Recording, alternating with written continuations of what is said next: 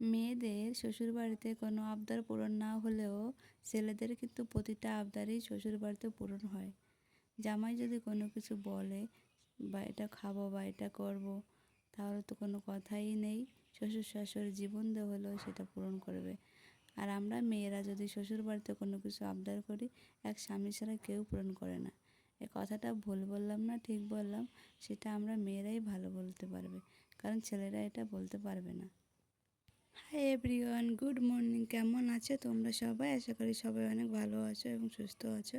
তোমাদের আশীর্বাদ এবং ভালোবাসায় আমরাও ভালো আছি। সকালে বাসি কাজ সেরে নিয়েছি সব। এখন চলে আসলাম চা করতে, কারণ বাড়িতে মিস্ত্রি রয়েছে দুজন, তার জন্য সকাল সকাল চা বসিয়ে দিলাম। তো এক পাশে ডিম সিদ্ধ করতে দিলাম, আর এক পাশে দিলাম চা বসিয়ে। তো চা বসাতে গিয়ে দেখি বিস্কুট নেই। এখন তো খুব ঝামেলায় পড়ে গেলাম। তো চাটা আমি রেখে এখন চলে আসলাম দোকানে এসে দেখি দিদিরা দোকানে নেই। তো দিদিকে ডাকতে ডাকতে বাড়ির ভিতরে গেলাম, দেখলাম ওখানে একটা ইঁদুর বেঁধে রয়েছে।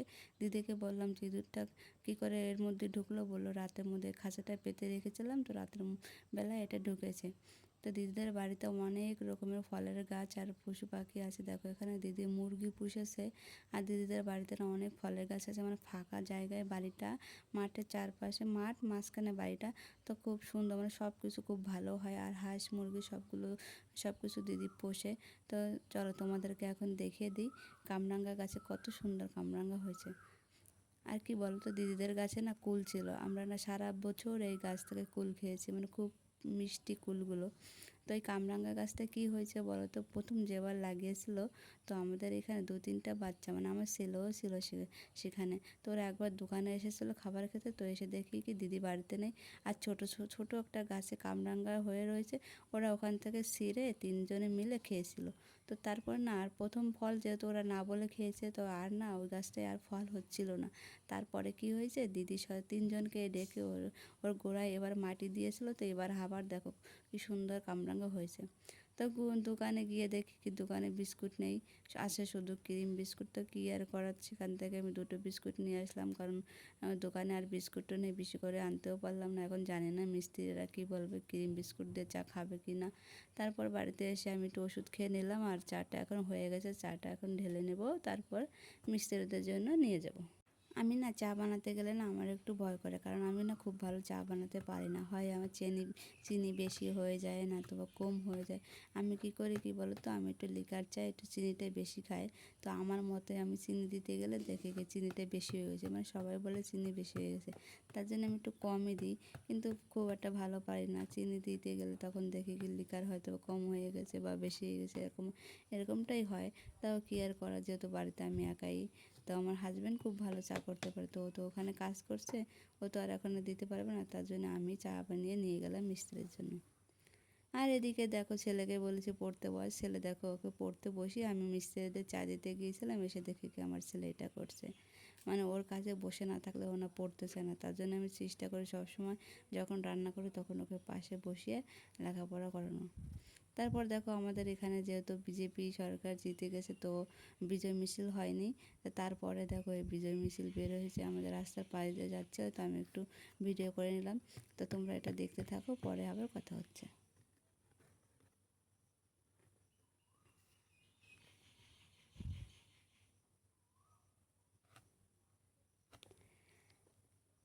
দেখো কত সুন্দর সবাই নাচ করছে, আমার না যেতে ইচ্ছা করছিল, কিন্তু খুব গরম।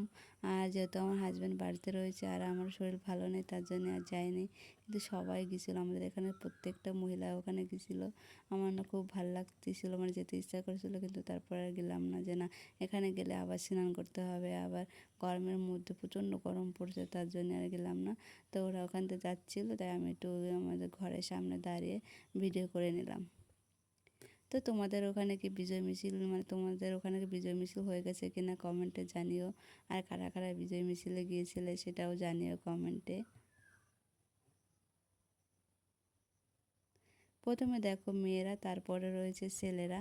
তো সবাই খুব মজা করছে, আর একবারও হবে, পুরো অঞ্চল জুড়ে যখন হবে তখন আর একবার বিজয় মিছিল হবে। এটা হচ্ছে আমাদের পাটের মিছিল, মানে আমাদের যে পাটটা, ওই পাটটার মিছিল বেরিয়েছে, আর একটা মিছিল হবে সব পার্ট মিলে তখন একটা বড় করে মিছিল হবে। তো দেখো কি হয়েছে বলো তো, এই কাজু মানে কাজু বাদামের ফলগুলো না ওই মানে যে বিজয় মিছিল গিয়েছিলো ওখানে যে বক্সের আওয়াজে আমার চালে এগুলো নাড়া ছিল, ওগুলো না ঠাস করে পড়ে গেছে। আর দেখো সারাটা উঠান জুড়ে ওগুলো ছড়িয়ে গেছে। এগুলো এখন তুলে নেবো, তুলে তুলে তারপরে বিকালবেলা যাবো একটুখানি বাপের বাড়িতে।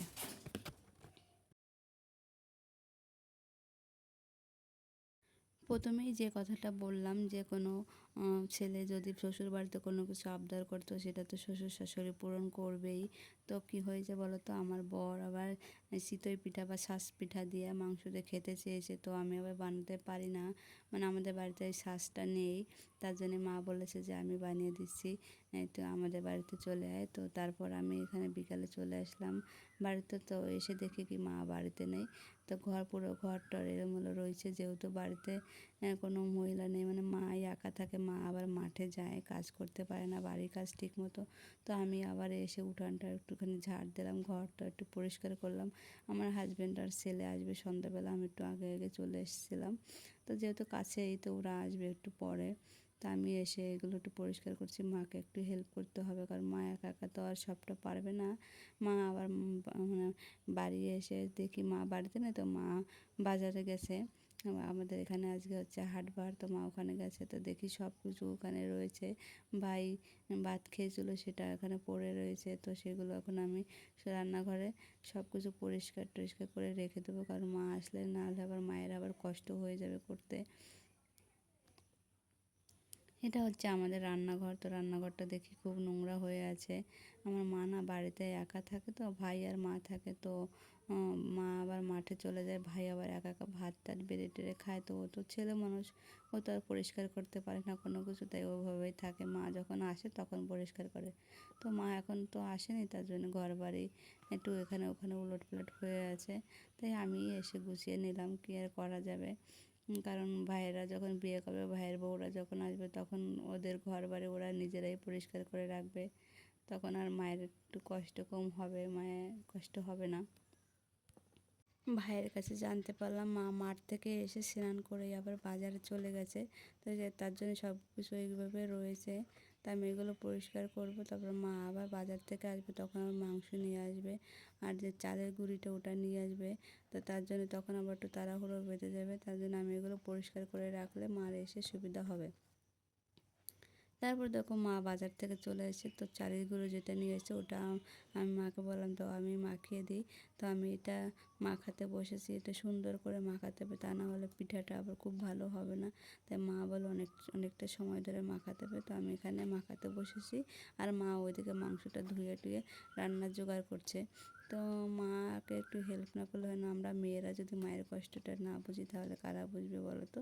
তার জন্য আমি না চেষ্টা করি সবসময় মায়ের সাথে সাথে কিছু একটা করার। মা আমাকে করতে দিতে চায় না, আমি কিন্তু তাও আমি করি। আর এদিকে দেখো মা রান্নাটা চাপিয়ে দিয়েছে। আমার মা আবার কি বলো তো, মানে মিক্সারের মশলাটা আবার রান্না করতে চায় না, মা হাতে বেটেই রান্না করে। আর এই মাংসের টেস্টটা না সত্যিই আলাদা হয়। মাকে এত বলি মা মিক্সারে করো, কিন্তু আমার মা না মিক্সার করতে চায় না, মানে হাতে বেটেই মশলাটা রান্না করে। তো মা এখানে রান্না করছে, আর আমি আমার ছেলে পাশে বসে আছি, কখন মাংসটা হবে। মা আমাদের কষানো মাংসটা দেবে, তারপর সেটা খাবো। এই আবদারটা না শুধু বাপের বাড়িতে হয়, যখন মা যখন রান্না করে তখন না বললেও মা 2-3 পিস মাংস উঠিয়ে আমাদেরকে দেয়, মানে আমাকে দেয়। এটা মায়ের কাছে বলা লাগে না। তো মায়ের এখানে রান্না হয়ে গেছে, তারপর মা দেখো এখানে পিঠা বানাচ্ছে। তো জামাইয়ের জন্য পিঠার মাংস করেছে। জামাই আবার কিছুদিন পর চলে যাবে, তখন আবার খাওয়াতে পারবে না, তার জন্যে মা আজকেই করছে। তো পিঠাটা না খুব ভালো হয়েছিল। তো ভিডিওটা তোমাদের কেমন লাগলো জানিও, আর ভালো থেকো তোমরা সবাই, বা